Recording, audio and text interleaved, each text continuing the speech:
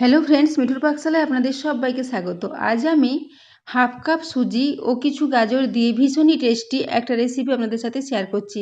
এর জন্য প্রথমে একটা ফ্রাই প্যান বসিয়ে দিয়েছি, তাতে 2 কাপ পরিমাণে জল নিয়ে নিয়েছি।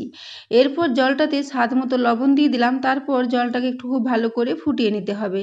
তো দেখুন জলটা এখন খুব ভালো মতো ফুটে এসেছে। এরপর এখানে সুজিটা দিয়ে দিলাম। এখানে যতটা সুজি নিতে হবে তার ডবল পরিমাণে জল নিতে হবে। এরপর সুজি ও জলটা দিয়ে দেখুন লো ফ্লেমে এটাকে ক্রমাগত নাড়াচাড়া করতে করতে একটা ডো মতো তৈরি করে নিতে হবে। তো দেখুন এইভাবে ভালো করে এটাকে নেড়ে চেড়ে তৈরি করে নিচ্ছি। এটা এখন অনেকটাই শুকিয়ে এসেছে। এইভাবে এটাকে কিছুক্ষণ নাড়াচাড়া করতে করতে এটা একটা ডো মতো হয়ে যাবে। তো এরপর এটাকে খুব ভালো করে এইভাবে একটু তৈরি করে নিলাম। তারপর এটাকে গ্যাস থেকে নামিয়ে ঢাকা দিয়ে সাইডে রেখে দেব। তো এটা এখন দেখুন খুব ভালো মতো তৈরি হয়ে গেছে।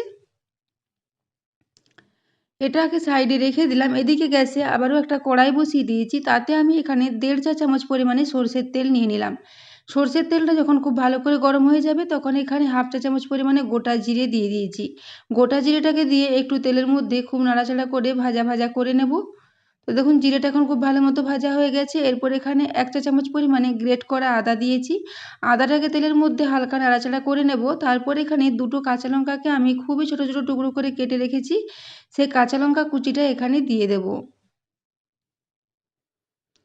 কাঁচা লঙ্কাটাকে দিয়েও কিছুক্ষণ এটাকে ভাজা ভাজা করে নিতে হবে। তো বন্ধুরা, আজকে আমি একটা ভীষণই টেস্টি রেসিপি আপনাদের সাথে শেয়ার করেছি। এই রেসিপিটা যদি আপনাদের ভালো লেগে থাকে তাহলে অবশ্যই চ্যানেলটি সাবস্ক্রাইব করে আমার পাশে থাকবেন এবং পাশে থাকা বেল আইকনটি অবশ্যই প্রেস করে রাখবেন। তাহলে আমি যে কোনো নোটিফিকেশানই ছাড়ি না কেন তা সবার আগে আপনার কাছে পৌঁছে যাবে। তো এরপর এখানে আমি প্রায় 500 গ্রাম পরিমাণে গাজরকে গ্রেট করে রেখেছিলাম, সেই গাজরটা এখানে দিয়ে দিলাম। গাজরটা দেওয়ার পর খুব ভালো করে একটু নাড়াচাড়া করে এটাকে একটু ভাজা ভাজা করে নিচ্ছি। প্রায় 1 থেকে 1.5 মিনিট মতো একটু নাড়াচাড়া করে নিচ্ছি তেলের মধ্যে। তারপর এখানে স্বাদ মতো লবণ দিয়ে দিলাম। ওই 1/2 চা চামচ পরিমাণে একটু লবণ দিয়েছি। লবণটা দেওয়ার পরও এটাকে খুব ভালো করে একটু নেড়ে চেড়ে মিশিয়ে নিচ্ছি। লবণটা দিয়ে একটু মিশিয়ে নেব। তারপর এটাকে একদম লো ফ্লেমে ঢাকা দিয়ে 3 মিনিটের জন্য রেখে দেবো। গাজরটা যেহেতু খুবই ঝিরিঝিরি করে গ্রেট করা আছে, তাই এটা খুব তাড়াতাড়ি সেদ্ধ হয়ে যাবে। তো দেখুন এখন 3 মিনিট পর ঢাকাটা খুলে নিয়েছি। গাজরটা এখন অনেকটাই সেদ্ধ হয়ে এসেছে।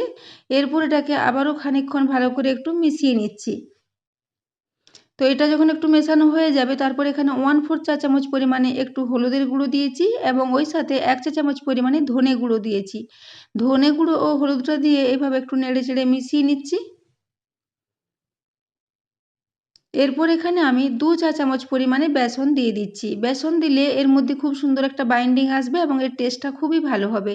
তো এই জন্য আমি এখানে বেসনটা দিয়ে দিলাম। 2 চা চামচ পরিমাণে দিয়েছি। তো বেসনটা দিয়ে খুব ভালো করে এটাকে মিশিয়ে নিয়েছি। তো দেখুন এখন গাজরের সাথে বেসনটা খুব ভালো মতো মিশে গেছে এবং এটা খুব ভালো মতো তৈরিও হয়ে গেছে। তো এটা আর বেশি কিছু দিতে হবে না। এটা এখন খুব ভালো মতোই তৈরি হয়ে গেছে। সব শেষে এখানে আমি দিয়ে দিচ্ছি একটু কসুরি মেথি। কসুরি মেথি দিলে এর টেস্টটা খুবই ভালো হবে। তবে কসুরি মেথি যদি না থাকে সেক্ষেত্রে আপনারা এখানে 1 মুঠো ধনেপাতা কুচির ব্যবহার করতে পারেন। তো কসুরি মেথিটা দেওয়ার পরও খুব ভালো করে এটা মিশিয়ে নিচ্ছি। এইভাবে এটা মেশানো হয়ে গেলে গ্যাস অফ করে এটাকে সাইডে রেখে দেব ঠান্ডা হওয়ার জন্য। তো এটাকে এখন রেখে দিলাম সাইডে। এদিকে আমি যে সুজিটাকে তৈরি করে রেখেছিলাম সুজির ডোটা, সেটা এখন ঢাকা দিয়ে রেখে দিয়েছিলাম। এরপরে ঢাকাটা খুলে নিলাম। এরপর এটাকে একটু হাতে করে খুব ভালো করে মেখে নেব। যেভাবে আমরা রুটি তৈরি করার ডো তৈরি করি সেইভাবে একটু এটাকে এইভাবে মেখে নিচ্ছি। তো বন্ধুরা, এই রেসিপিটা যদি আপনাদের ভালো লেগে থাকে তাহলে অবশ্যই বন্ধুদের সাথে একটু শেয়ারও করে দেবেন এবং রেসিপি পছন্দ হলে একটা লাইক করতে ভুলবেন না। তো দেখুন এটাকে আবারও হাতে করে খুব ভালো করে মেখে নিয়েছি। তো এর মধ্যে যাতে কোনো মোটা অংশ না থেকে যায় সেজন্য একটু হাতে করে খুব ভালো করে এটাকে এভাবে একটু মেখে নিতে হবে। তো দেখুন এটা এখন খুব ভালো মতো মেখে নিয়েছি। এরপর এটাকে একটু এর থেকে খুব বড় বড় আকারে কয়েকটা আমি লেচি কেটে নেব। তার আগে এটাকে আবারও একটু লম্বা লম্বা করে এভাবে তৈরি করে নিচ্ছি।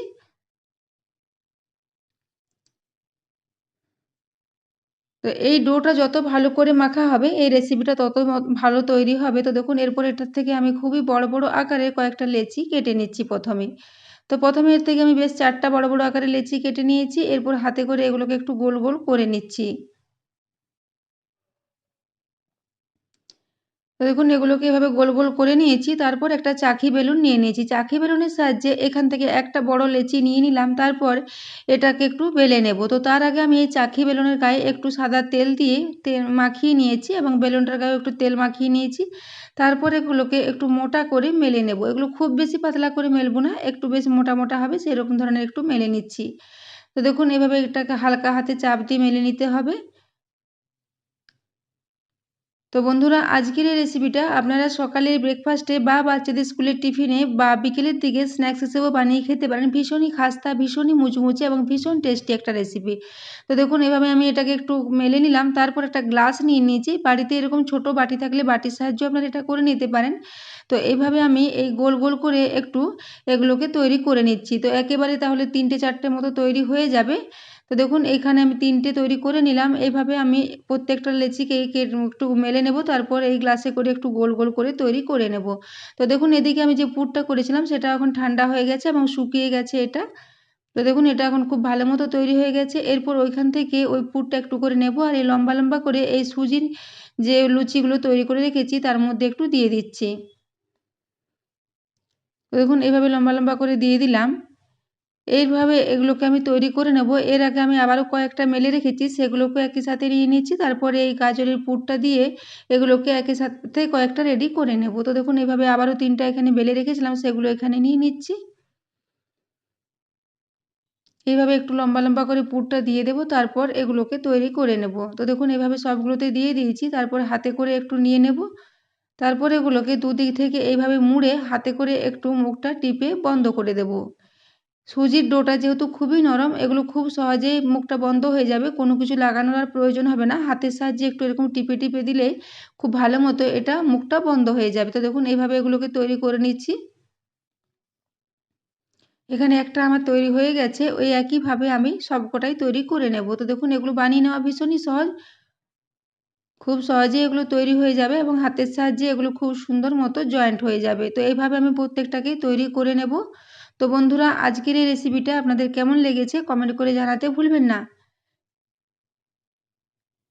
এই রেসিপিটা আপনারা বাচ্চাদের স্কুলের টিফিনের জন্য বানিয়ে দিতে পারেন। এগুলো অনেকক্ষণ পর্যন্ত খাস্তা ও মুচমুচে থাকে। তো দেখুন এরপর আমি কয়েকটা এখানে তৈরি করে নিয়েছি।